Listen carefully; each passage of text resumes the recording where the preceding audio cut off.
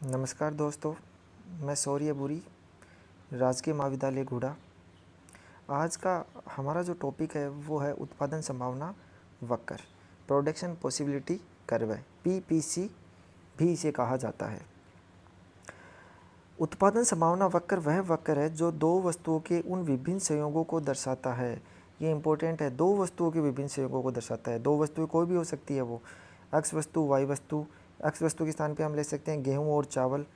उन दो वस्तुओं के विभिन्न संयोगों को दर्शाता है जिनका उत्पादन एक अर्थव्यवस्था उपलब्ध तकनीकी और दिए हुए संसाधनों के पूर्ण उपयोग से कर सकती है। इसका मतलब तकनीकी क्या है, उसमें उपलब्ध है, दी हुई तकनीकी है। और संसाधन, उत्पादन के कौन कौन से संसाधन होते हैं? जो मुख्यतः जो संसाधन होते हैं वो होते हैं भूमि, पूंजी, श्रम और उद्यमी। ये उत्पादन के चार साधन होते हैं। ये चारों साधन और तकनीकी दी हुई होने पर हम वस्तुओं का उत्पादन उस अर्थव्यवस्था के लिए कर सकते हैं।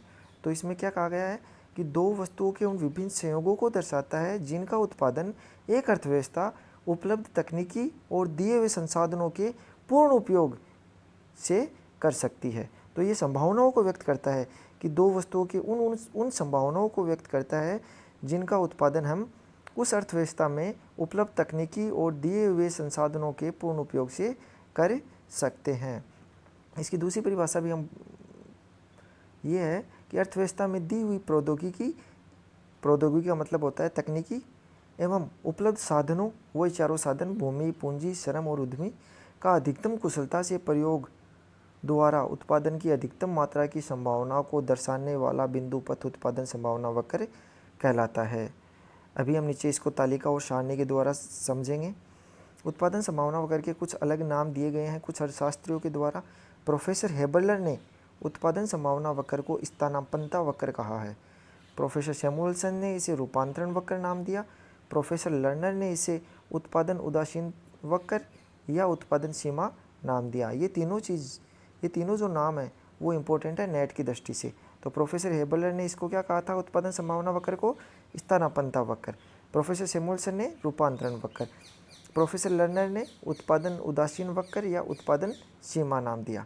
अब हम उत्पादन संभावना वक्र को एक तालिका के द्वारा स्पष्ट करेंगे। जैसा कि आपको इस स्क्रीन पे दिख रहा है कि हमने एक तरफ लिया है संयोग, दूसरी तरफ लिया है अक्ष वस्तु, तीसरी तरफ लिया है वाई वस्तु। अक्ष वस्तु को मान लो मैं मानता हूँ गेहूँ, व्हीट। वाई वस्तु को राइस, चावल मानता हूँ। इसके संयोग दर्शाए गए हैं ए संयोग, बी संयोग, सी, डी और ई। पहला संयोग में क्या है, अक्ष वस्तु का 0, वाई वस्तु का 30। इसका मतलब जितनी भी तकनीकी अर्थव्यवस्था में उपलब्ध है, जितने भी साधन अर्थव्यवस्था में उपलब्ध है, सबके सब साधन किसके उत्पादन में लगे हुए हैं? चावल के उत्पादन में या वाई वस्तु के उत्पादन में लगे हुए हैं। अक्ष वस्तु के उत्पादन में कोई भी साधन काम में नहीं आ रहा, तो अक्ष वस्तु का उत्पादन तो हो गया 0।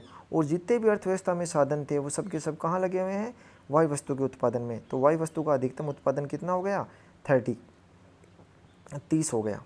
ठीक है। इस प्रकार अगर हम अक्ष वस्तु का कुछ उत्पादन करना चाहें, जैसे कि अक्ष वस्तु का उत्पादन बढ़ा के हमने कर दिया 1, जैसे गेहूं का उत्पादन कर दिया 1, तो हम क्या करेंगे, वाई वस्तु से कुछ साधन निकालेंगे और वो कहाँ लगाएंगे? अक्ष वस्तु में लगाएंगे। तो वाई वस्तु से कुछ साधनों को निकाल के अक्ष वस्तु के उत्पादन में लगाएंगे, इसलिए अक्ष वस्तु का उत्पादन तो बढ़ के 1 हो जाएगा और वाई वस्तु का उत्पादन घट के 26 हो जाएगा।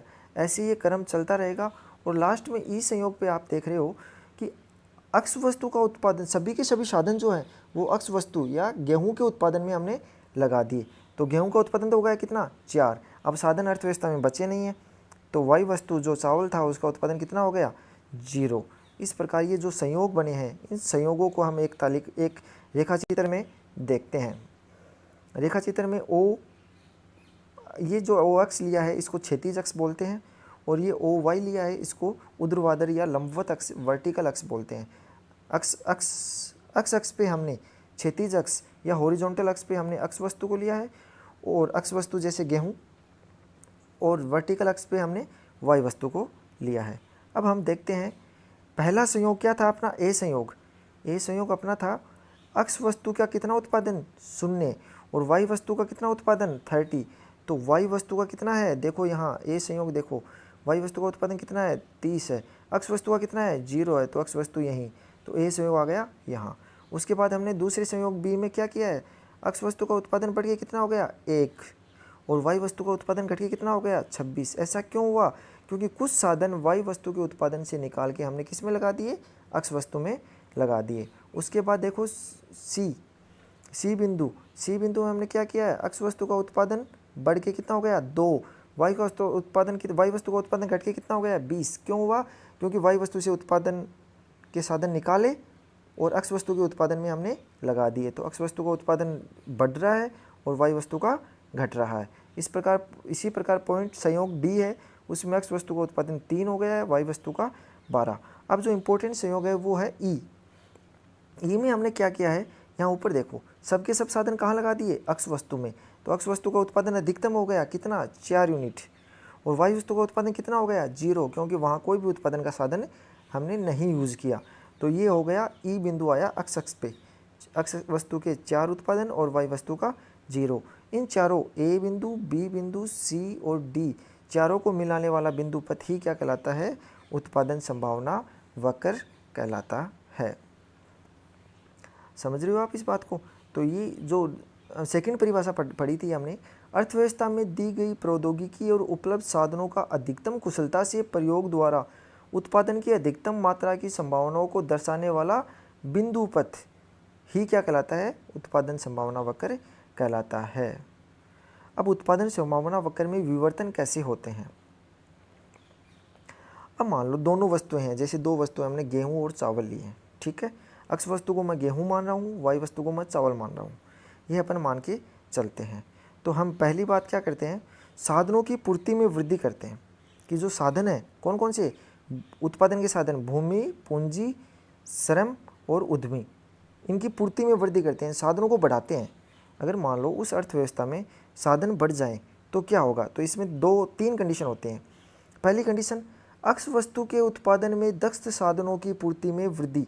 इसका मतलब क्या हुआ कि अक्स वस्तु के उत्पादन में जो साधन लगे हुए हैं, मान लो अक्स वस्तु श्रम प्रधान है, इसमें श्रमिक ज़्यादा लग रहे हैं, वाई वस्तु में पूंजी ज़्यादा लग रही है, तो अक्स वस्तु में के उत्पादन में जो भी साधन लगे हुए हैं उनकी पूर्ति को हम बढ़ा दें, उनकी पूर्ति को हम क्या करते हैं, बढ़ा दें। तो पहला अपना उत्पादन संभावना वक्र था ए और बी, तो वो बढ़ के कितना हो जाएगा ए डैश और बी डैश। अब आप देखो यहाँ अक्स वस्तु के उत्पादन में कितनी वृद्धि हुई है, बी डैश, और वाई वस्तु के उत्पादन में कितनी वृद्धि हुई है, ए और ए डैश। कौन सी ज़्यादा है, अक्स वस्तु के उत्पादन में वृद्धि ज़्यादा है। क्यों ज़्यादा है अक्स वस्तु के उत्पादन में वृद्धि, क्योंकि हमने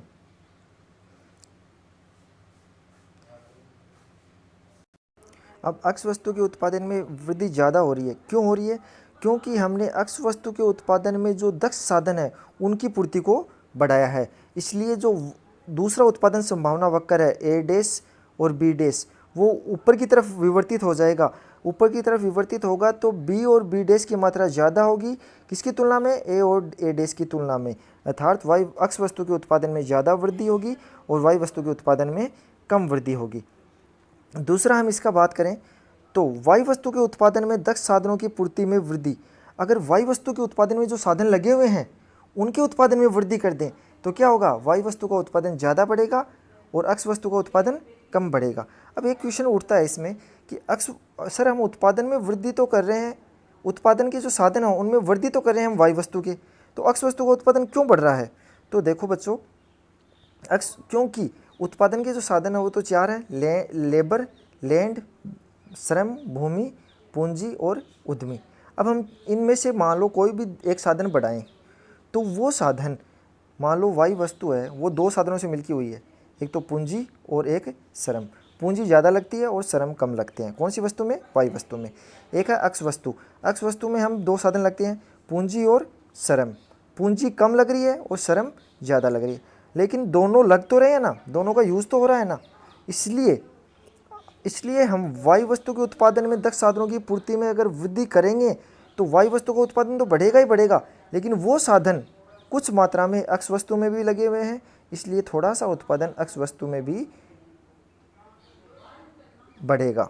अर्थात अक्स वस्तु में उत्पादन कितना बढ़ा, बी डैश, लेकिन वाई वस्तु में उत्पादन कितना बढ़ा, ए और ए डैश। इसका मतलब क्या हुआ, वाई वस्तु के उत्पादन में दक्ष साधनों की पूर्ति में वृद्धि करने पे उत्पादन संभावना वक्र ऊपर की तरफ विवर्तित होगा और किसका उत्पादन ज़्यादा होगा, वाई वस्तु का उत्पादन तुलनात्मक रूप से अक्ष वस्तु की तुलना में ज़्यादा होगा। अब तीसरी संभावना है दोनों वस्तुओं के उत्पादन में दक्ष साधनों की पूर्ति में वृद्धि। अब दोनों वस्तुओं के उत्पादन में जो भी दक्ष साधन है, जैसे कि हमने क्या बताया, वाई वस्तु के उत्पादन में दक्ष साधन कौन सा था, पूंजी और श्रम, लेकिन दक्ष कौन सा था, पूंजी थी।